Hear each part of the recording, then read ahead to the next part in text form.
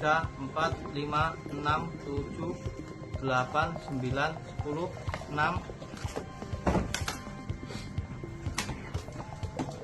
1, 2, 3, 4, 5, 6, 7, 8, 9, 10. 7.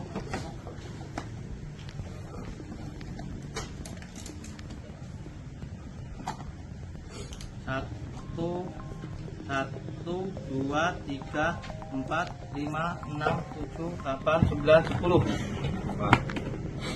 8. Ini sekalian deh.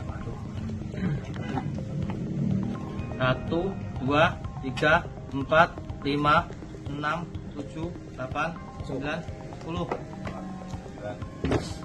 9.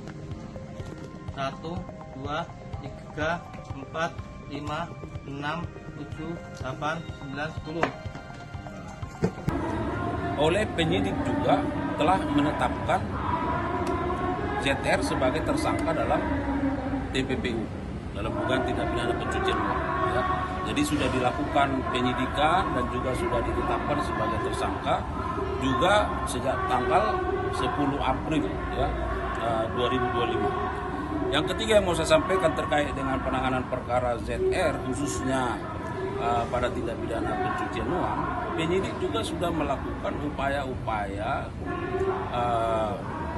pemblokiran terhadap berbagai aset yang diduga dimiliki oleh ZR. Ya, jadi penyidik sudah meminta pemblokiran kepada Badan